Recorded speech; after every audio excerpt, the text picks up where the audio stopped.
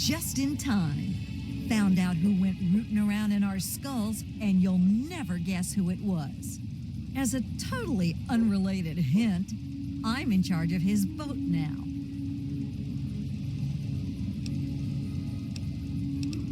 I consider it payment for what he did to my poor sliced-up brain. I was going to do the same to him, but I figured you'd want the honor.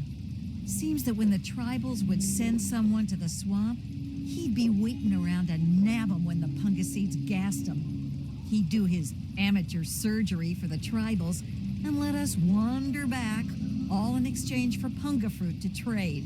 Sweet little deal he had going on.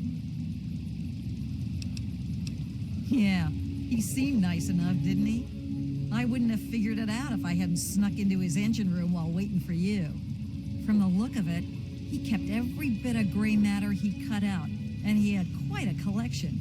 You can take a look if your stomach's up to it. And while you're in there, feel free to give Tobar my love, preferably with the sharp end of a hot knife. First off, I'm claiming this boat.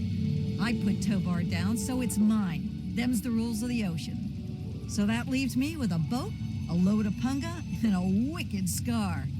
Damn if I haven't earned that adventure I came out looking for. Think I'll take over running this ship. I can travel as I like and always head back to the wasteland to see Mom. Not a bad way to live, huh?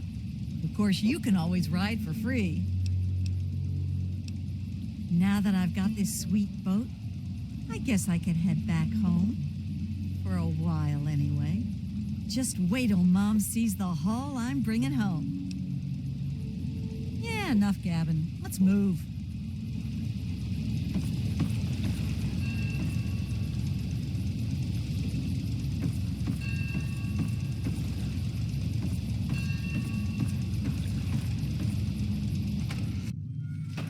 Well, if it isn't my favorite traveler. And oh, what a trip you were on. Why, when you were under, you should have heard some of the things that came out of your mouth.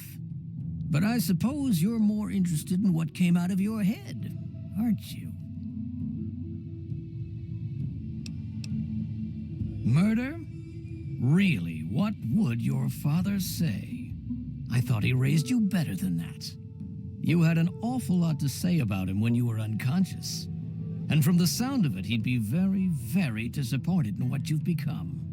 Sounds like he didn't spank you enough as a kid. Maybe I can make up for his lost time.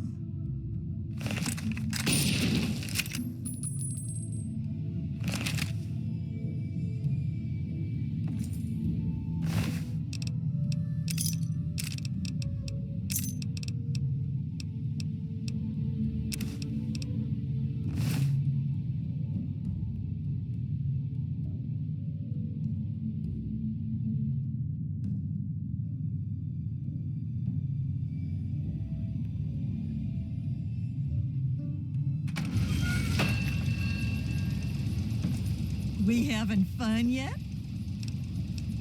Yeah, enough gabbing. Let's move.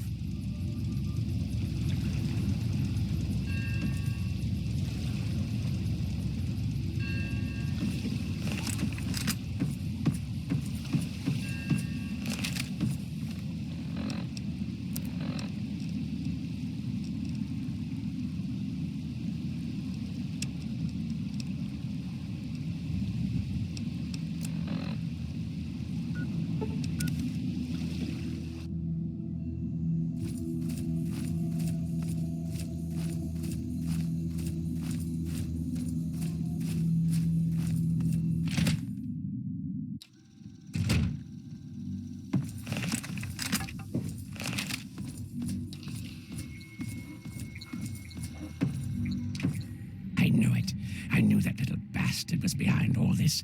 After all these years, he stuck his head out, and this is my chance to cut it off.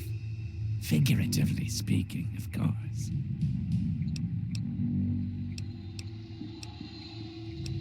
Calvert is my old rival. Centuries we've played this game. I knew he'd be stupid enough to hide so close to his family home. It's not a matter of hate. It's a matter of destiny. He is my enemy, and I do not suffer any bastard who opposes me to live. I knew he was here, and it is my intent to find him and call down a righteous fucking hammer on his head. Figurative, I mean. His head. Him. I should have known. My old rival, so close to his family home. Only he would be so stupid. He was once a man, Professor Calvert. The Calverts owned half of Maryland, back when there was a Maryland to own.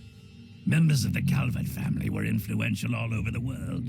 They practically owned a deed to the U.S. government. In their best days, there were no less than 3 Calvert family senators, 7 members of the House, and 2 governors.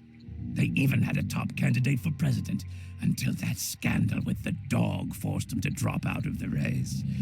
I was particularly proud of that one. Of course, I fucking want you to do something else. You don't expect me to trot around this mud hole myself, do you? You're goddamn right I am. Now let's get on with the work, shall we? So, those half-wits are getting messages from the professor, right? So he's off somewhere broadcasting to them. But without those buggers to do things for him, he can't do much for himself. So, we cut off his ability to talk to them, and he'll need to try harder. Maybe then I can find this squishy little worm and finish him off for good. If I know the professor, he's using a high-frequency cognitive sign broadcast. I have the perfect device to jam up that little worm's talk box. All you need to do is take it to the highest point around and install it. Easy, right? Right. Attach it to the bottom car, then turn it on and spin the jammer to the top. No fucking problem. I'll watch from here and turn it on. Then we'll see where our little professor is. Now, go.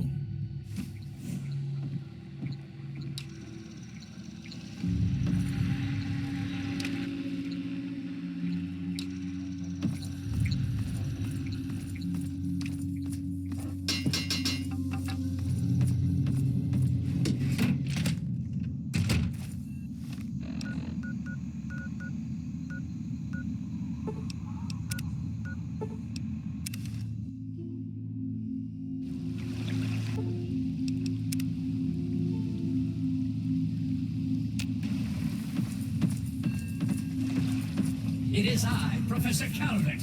Don't bother looking around. I'm in your mind. But aren't you Desmond's faithful little employee? Coming to gum up my work, are we? Well, I have a better idea. How about instead of playing his game, you destroy that nasty little device? Deposit it in the nearby trash compactor, and we will never have to worry about it again.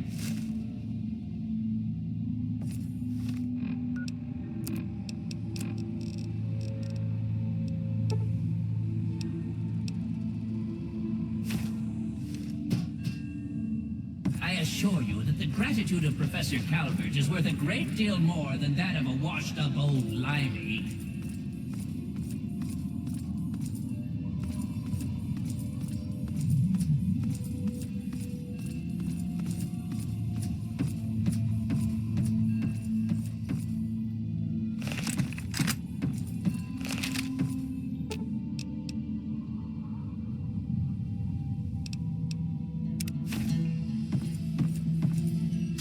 You fool!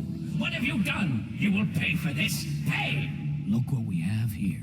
No one betrays me! You understand? You suffer this! You would... Both you may feed the hunger! Coming for you!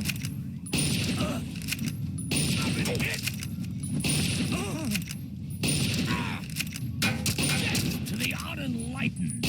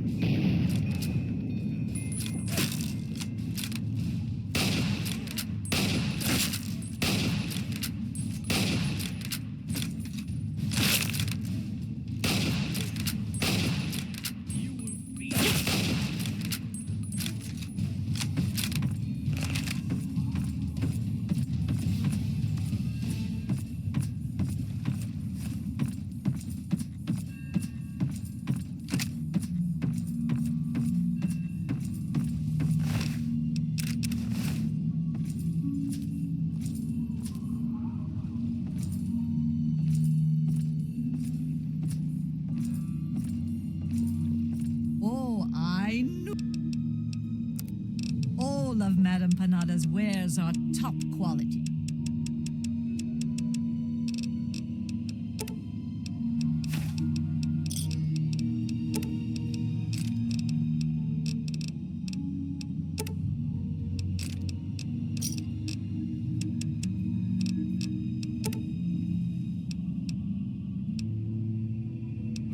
Take the greatest of care in the world, young traveler.